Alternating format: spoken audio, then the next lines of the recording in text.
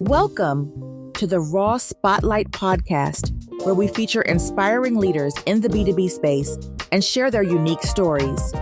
Let's get started with the show.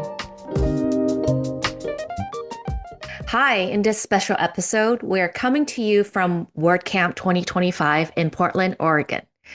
As longtime advocates of open source tools and WordPress innovation, we're thrilled to be here surrounded by some of the brightest minds in the digital space. Welcome to the Raw Spotlight, where we explore leadership, entrepreneurship, and digital marketing. I'm Emily Au, co-founder of Ready Outwork, joined by my business partner, Victor Huynh. Now, today, we also have a very special guest, Michael Chan, our senior web developer at Ready Outwork.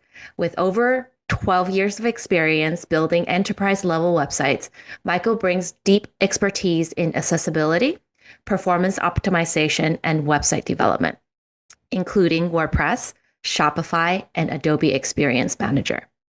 So together, we will be sharing our day one takeaways from new WordPress development trends and accessibility standards to the lessons agencies like ours can learn from this incredible open source community.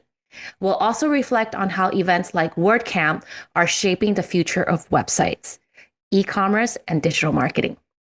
So if you're here joining us for the very first time, don't miss out on our past episode where Victor and I spoke about and we dove into WordPress versus Shopify, which platform is right for you for businesses, especially in the B2B space for 2025. It is a must listen for anyone navigating platforms decisions in today's digital economy. So settle in, get comfortable, and get ready to be inspired. But before we start, I have a sponsor message. This episode is brought to you by Ready Outwork, a website-first digital marketing agency focused on long-term growth.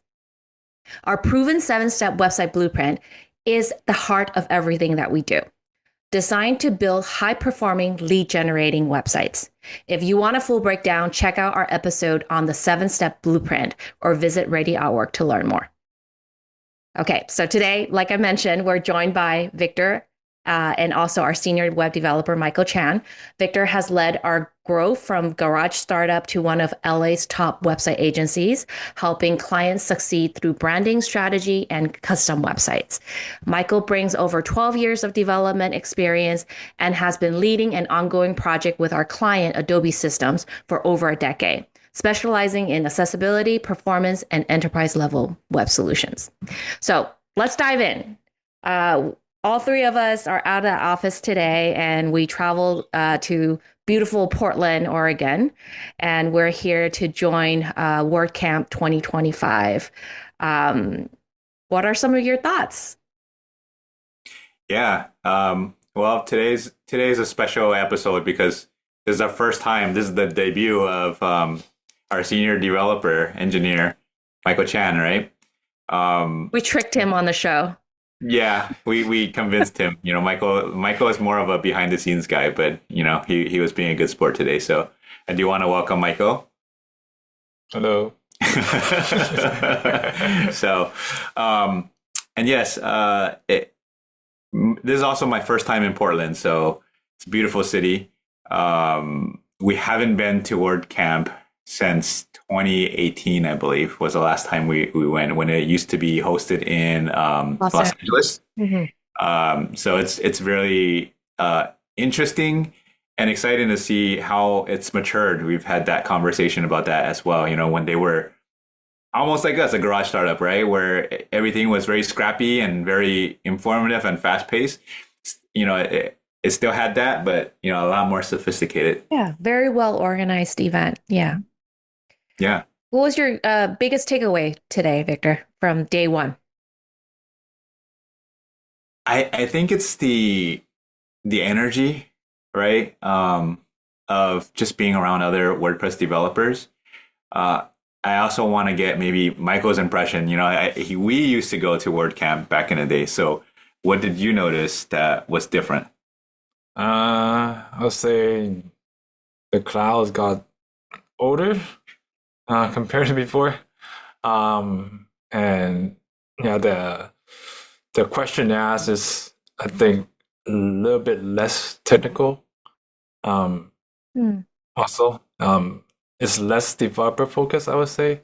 And the main topic this year, a lot of talks about AI also. Right. Yeah, yeah. I think I agree with Michael. I actually was able to follow on a lot of more the topics since I'm not as technical as he is. So I was able to follow a little bit more compared to previous years. And yes, yeah, I think AI is a, really big trend recently. So I can see why, that would be a good topic to be covering as such an event today. Yeah. Yeah. Yeah. I would say the crowd did get, and so did we, right? A little bit older. I A would little say more mature. Yeah, more mature, right? Um, and this, it's one of the speakers mentioned, Gutenberg on WordPress being almost 10 years old. 2016, I think, was when Gutenberg was first unveiled. It's basically the editing tool, like the structure of it on the back end, that really changed the way WordPress operated. So we're inching up on the 10-year mark of a really big change on WordPress. I still remember when everything was all about Gutenberg, right? When we used to go. Mm-hmm. Oh, it's been almost 10 years since they released Gutenberg. Yeah. How about you? You thought, same? Um, Well, earlier, like I mentioned, I was able, the topics and the depth of the conversation was a lot more stickier to me. So kind of echoing what Michael had mentioned, it was a little bit less technical in comparison to previous years. I was able to follow a little bit deeper into the speaker's presentation. Um, the AI stuff is something that I am very interested in, and I do want to stay on top of. One of the speaker was talking about how to uh, retain your AI information and host your own AI content rather than having it hosted elsewhere. So that is something that's very interesting where, I haven't really thought about it in that perspective. I think one of you had attended that, right? Yeah. So that was me. It was a very technical AI session, hands-on, right? That Yeah. required us to spin up a local native WordPress on our computers and install plugins and get really really into the weeds of the technology. Mm-hmm. So I think the biggest takeaway, not to get too in the weeds for this podcast, is AI is right now is synonymous with SaaS, right? Everything is a hosted solution that everyone's talking about. ChatGPT, Grok, all these other platforms, and a lot of them have premium options with paid premium. They have free versions, right? But as we as organizations, our clients and ourselves start relying on it more and more, like there is, a risk of getting to a point where we're so deep that it's hard to pull out if they come back and go, hey, I need you to pay $50, $100 per seat per head that you have, and you really can't say no at that point. Right. That was the biggest risk. Right. The other piece is, equity when it comes to privacy, right? Because there's no guarantees that these big techs are gonna, uphold their end of the deal, because it's happened with current technology, right? Where oops, there was a leak, right? And they apologize, or you might win a class action lawsuit, end up with an extra $50 check, right? So there's I think that's the bigger issue, more so than the cost. Obviously, everyone has to watch out for their cost, but I think that was the big takeaway, is that there are technologies available that will allow you to host your own LLMs and run your own version of ChatGPT. And it's actually scalable as well. Obviously it's very technical. You need to know what you're doing, but there's a lot of open source solutions, just like WordPress itself is the open source solution. In the spirit of that, they want to make sure that, the technology is shared with as many people as possible, equitable. Right. Yeah. Something that's ethical and then scalable, right? Yeah. Mhm. In terms of when you're leveraging AI. I actually also really enjoyed the other topic in regards to WordPress in the newsroom. So we all know that WordPress is still a leading CMS platform in the internet. I think they covered it was like still 43% of the internet, the websites on the internet is run by WordPress. So they mentioned how leveraging AI when it comes to as a publisher, if you're a news publisher, right, or anyone that's actively publishing, what is the approach when you're using AI, right? And it's okay to be using AI because we want to have content that especially when you're in the news sector where it's speed is an issue. You want to make sure that content is being published at a timely manner, but what's acceptable, what's not acceptable, and what's okay, right? From a reader perspective. So there are certain things like, a summary, a transcript, certain things are acceptable and okay, but there are things where it's not okay when, the entire article is created by AI. Right. So there are, certain rules that you do want to be cognizant and aware of, how you should be leveraging AI. And then most importantly, which kind of stuck with me with when the speaker had mentioned that it's always good to, even if you're just using it for, a transcript, it's always good to disclose that you are using AI with this tool to generate X content so that your readers do appreciate that transparency. So I thought that was a good takeaway for me in terms of making sure that if you are leveraging AI tools, which AI is a trendy topic, and I'm pretty sure everyone is using AI platforms to generate content at some level, to kind of understand and establish how that's being disclosed on your website. Yeah, very cool. Yeah. Michael, which speaker or which session did you find interesting? I think today, the one I like the most is about QA using AI. That's a good one. Yeah, so basically it's kind of technical. So basically it's using Playwright, which is a JavaScript framework for automation, and they have a MCP.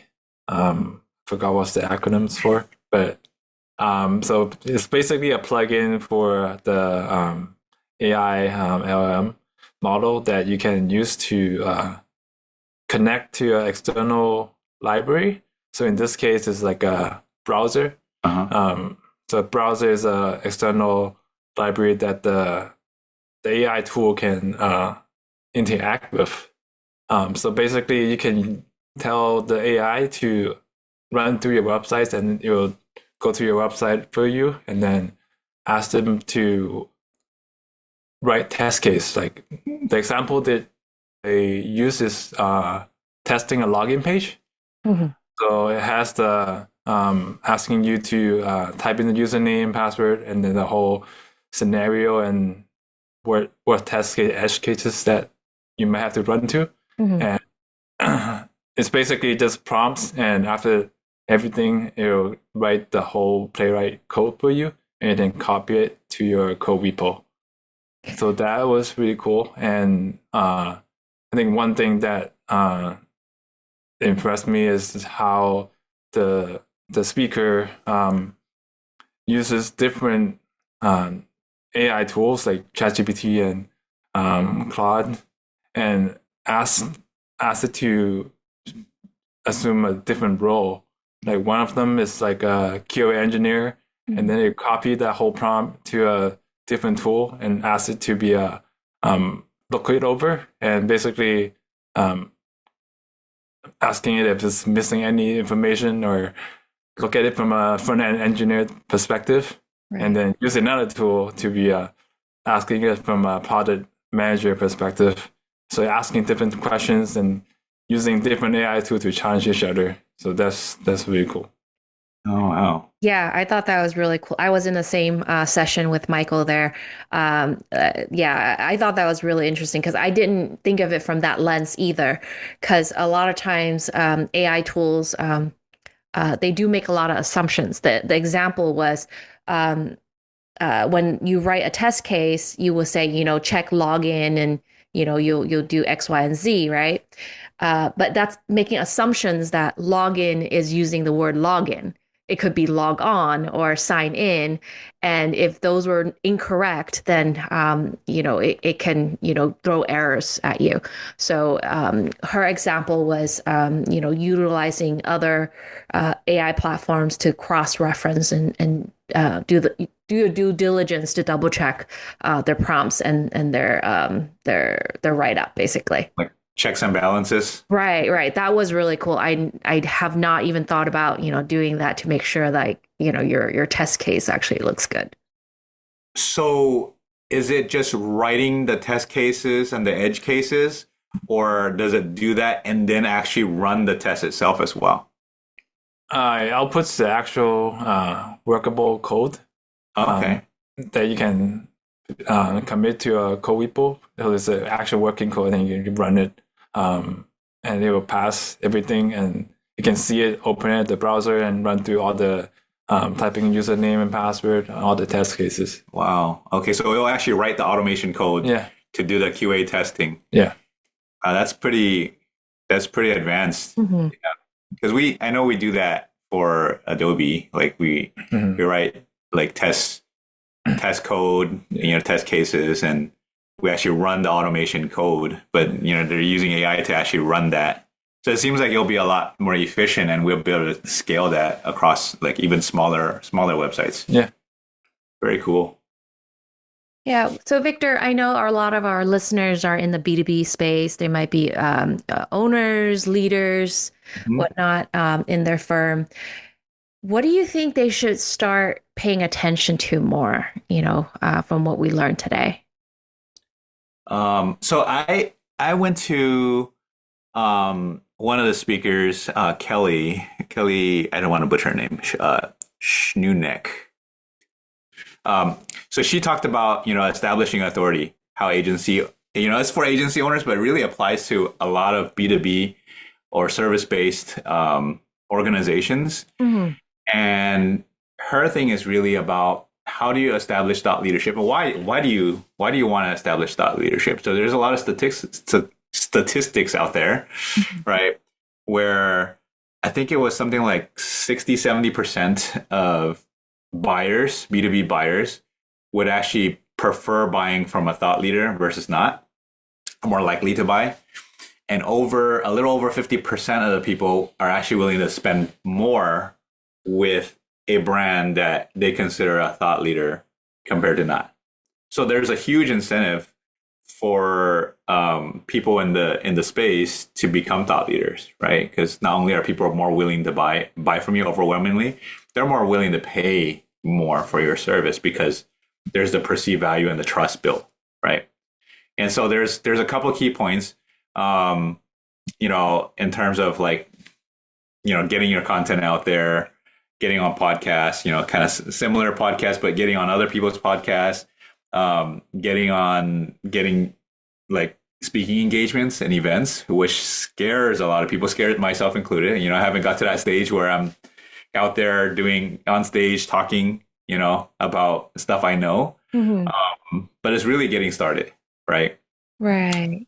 Yeah. She also shared a lot of like frameworks. Like, I thought it was really cool where, if you're going to create social media content or things on LinkedIn, like how do you structure your framework in terms of storytelling?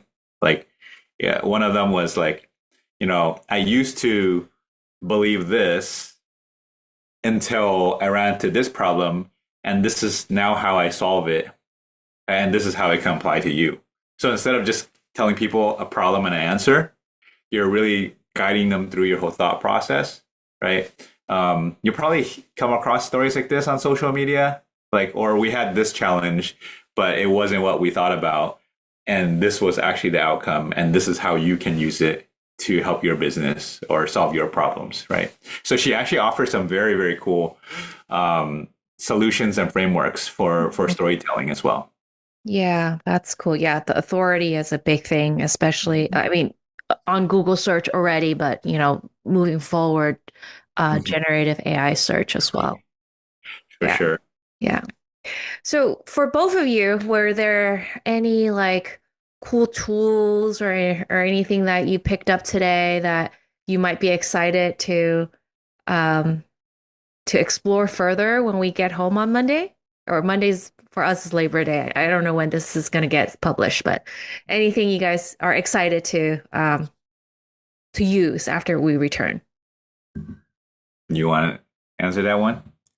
I would say the AI for the MCP plugins stuff, because I'm currently using AI IDE called Cursor, and it has the MCP capabilities, so it can connect to different systems. So there's a lot of integration, like we can use like Google products or Slacks or other external libraries and connect with AI. So I think we can explore that and probably automate some of the workflow. That's cool. How about you, Victor? Tools, maybe not, but the frameworks from this thought leadership speaker, I think I would like to kind of test out and see the response on social media or some of our videos, right? Short form videos. I thought that was actually something that you can take home and run with. She also shared like a few different platforms for finding podcasts that might be looking for guests and vice versa. If, since we have a podcast, how do we attract quality speakers, right? She said there was one platform she posted up, and in one day she got 80 applicants, and she was able to choose 25 of them that were qualified to be a guest, right? So, and even public speaking, I think I'm a little far away from getting on speaking engagement, but hey, if I'm open, if anyone wants to invite me, I'll take a stab at it. But yeah, I think those are, there's a platform for that too, to find speaking engagements. But those are some pretty cool tools that I found useful that I can take home and apply. Do you have any? Yeah, there was the Olama. I wasn't able to download the 7 GB in time for the step-by-step instruction during that seminar. But Olama is something that I would like to learn more of and figure out how I can integrate in our day-to-day. It's basically it's supposed to make it user-friendly. And it's for you to run your LLM locally on your own device. So you don't have to go online, like what Victor had mentioned earlier in terms of hosting your own AI database, basically. So I like to, explore more there and learn, what the capabilities are. Our very last session was a group that was talking about a theme, a WordPress theme switcher technology that they have developed, and then they also pushed out as a extension or plugin on WordPress. I think it was called Theme Switcher Pro. So one of their edge case was, for a website, your theme might be not in favor in terms of page speed or Google Web Core Vitals, right? In terms of your score. So there's an option for you to switch out. I think they said like you won't get an issue up to 28 or 27 themes loaded on your site. But the idea is not to load 20 some themes onto your site. But the idea is that you are able to switch from theme to theme and have a optimal running website without getting too nitty-gritty into like optimizing images or optimizing other things. That alone will help with your page speed score as well as your core web vitals. So I I like to, learn more about that and see if that's something that we can start implementing with some of the accounts that we have, the clients, the websites. Yeah. Yeah. I guess one last thing I heard today that kind of stuck with me was from one of our first speakers, Amy Ward, right? She's the CEO of a nonprofit that works with, other nonprofits and philanthropy. Mm-hmm. She said one thing that gets on her nerves is when software companies or tech companies call themselves solutions, right? Like, oh, we're a solution for this, we're a solution for that. And I'm sure we all heard it, right? Mm-hmm. And we probably have used that word in the past too without putting much thought into it. In this day and age, especially with AI, I think it's really important to know the difference between a solution and a tool. Mm-hmm. So AI is a tool, not a solution, right? Your QuickBooks or any of the software, they're not solutions, they're tools. And I fully agree with it. That's why that was like a light bulb moment for me. Mm-hmm. You can't call them solutions because they're tools. They might help facilitate, they might make it easier, less complex, whatever it is. It might allow more people to do stuff that they couldn't do before. But at the end of the day, it's the people that are the solutions. Mm-hmm. Yeah, right? Agree. Like the solution to world, she said the solution to world hunger is not a software. It's the people actually working on it and pushing it and the ideas and all these other things, right? So no matter how far, and I was talking to Michael about this today, no matter how far AI goes, it will not be the solution. It does a lot of stuff and it closes the gap between the solution and us as human beings. Mm-hmm. The gap will get smaller and it'll get infinitely smaller, but I don't think it'll ever replace that. Mm-hmm. Right? Yeah. It's still going to be the human driver behind it. The humans that have the problem, the humans that want this to fix it, and they're going to always innovate. But the software itself is really, we need to change that narrative, like what Amy was saying. We need to change that narrative and really think of them as tools and facilitators and not solutions. Yeah, that's a good way to look at it. Okay, mm-hmm. Last question for each of you. Well, but the same question. Before we wrap up this recording, what's something that you guys look forward to for day 2 tomorrow?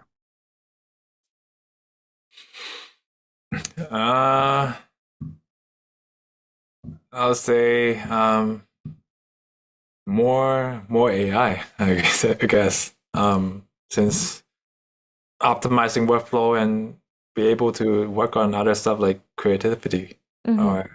And I guess also a better lunch.